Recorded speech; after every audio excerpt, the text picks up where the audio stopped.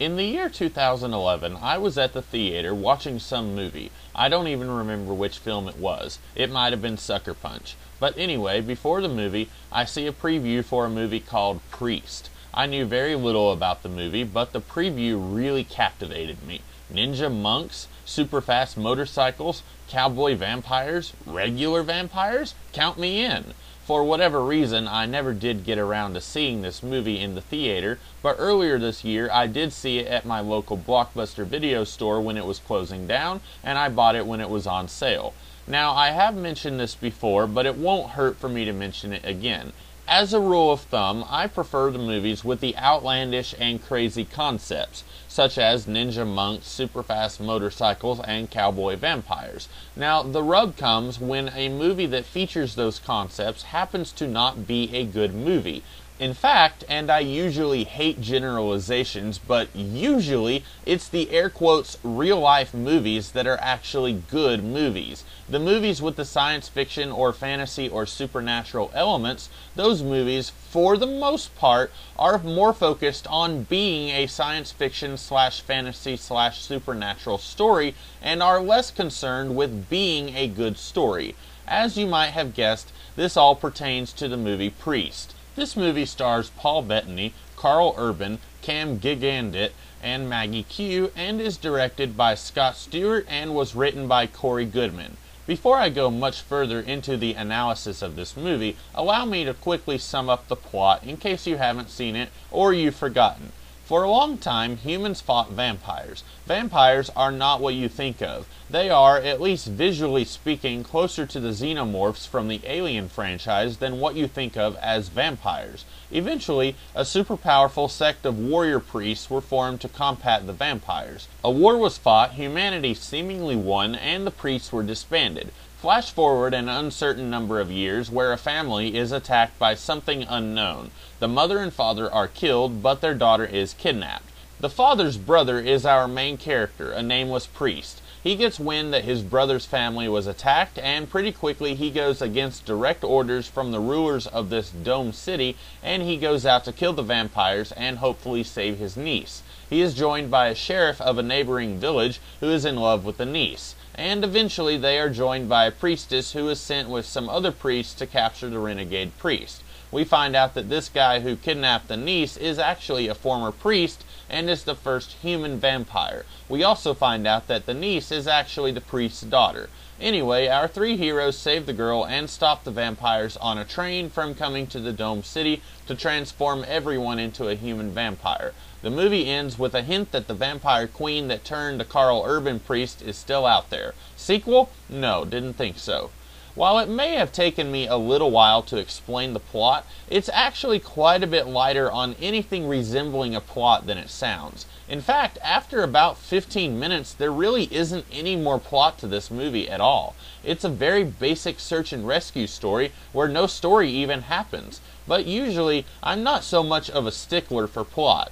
I've complained before about a story taking too long to let one plot point happen, or not taking enough time to let one plot point happen. I've complained before about movies that flat out steal the story of a previously existing film. But really, the plot is secondary. If the characters are truly engaging and exciting, then I will excuse a poor plot. But I can't do that here, because I do not know anything about these characters.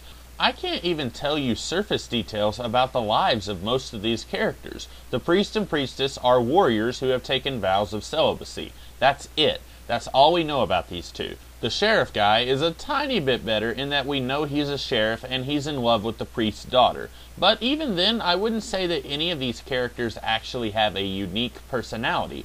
I can describe all four of our principal characters as stoic, gruff warriors, and that's basically it. You know, one of the things that makes Star Wars great? Han Solo has a wholly distinct personality that is very different from Luke's or Leia's. We don't have that here. I can't even name personality traits for any of our characters, and if I could, they would all have the same personalities. Our other main character is the primary villain of the movie, the former priest who is now a vampire-human hybrid, and truthfully, if even possible, he's even worse than our protagonist. First, let me just say that Karl Urban is absolutely wasted on this role. In fact, many of the actors in this movie are wasted. Chief among them, Urban and Christopher Plummer, who both get maybe 10 minutes of screen time combined. But anyway, back to Urban's vampire. Basically, he serves a hidden vampire queen who we only get a brief glimpse at in a flashback. His goal is to, I guess, turn the entire world into vampire servants of the vampire queen. My mind cannot unhear Spike from Buffy the Vampire Slayer in a situation like this. Why in blue blazes would a vampire want to turn the entire planet into vampires, or even servants of vampires? That would be like if I loved eating hamburgers and I turned all cows into human beings. It makes no kind of sense in any way. To make matters worse, this isn't even the first time that we've seen a plot kinda similar to this. Why would you thieve something that makes no kind of sense at all? Speaking of things that don't make sense, why does Karl Urban keep Priest's daughter alive after he's kidnapped her? He only took her to draw out the priest. Why not feed on her?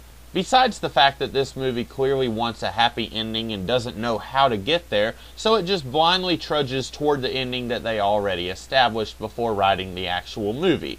And why is this movie blending so many different genres? We have technology that I suspect we won't have in 100 years' time, and then we've got normal guns that shoot regular bullets and people who travel by vehicles that look older than my grandfather, and then dudes are dressed up as cowboys. There are times when this sort of thing works. The Firefly TV show, for example. It's explained why we're seeing a callback to the society of the 1800s, because people are plopped down onto a new world and they make what is easiest to make, which is a western-type town. But here we don't have the backstory, so this really feels like the filmmakers did this because it looks cool. And it's okay for movies to look cool, but it's preferable if it has some kind of reasoning and logic behind it as well, you know?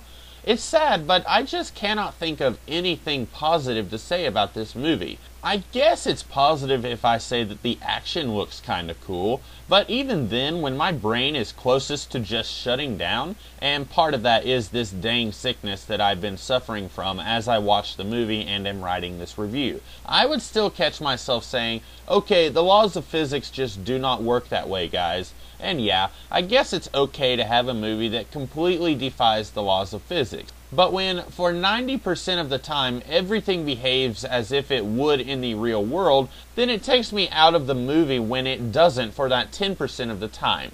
So yeah, I don't think there is anything positive that I can say about this movie, which is kind of a shame. I watched this hoping to really enjoy it. If I didn't, I wouldn't have bought it. But it is what it is, I guess. So I hope I haven't incurred the wrath of too many people who like this movie. I hope that even if I did incur your wrath, you at least enjoyed the review and found it helpful. If you did, I encourage you to like, share, comment, and subscribe. And I will be back tomorrow with some other kind of video. So until then, I hope you guys have a great rest of the day. I'll see you tomorrow.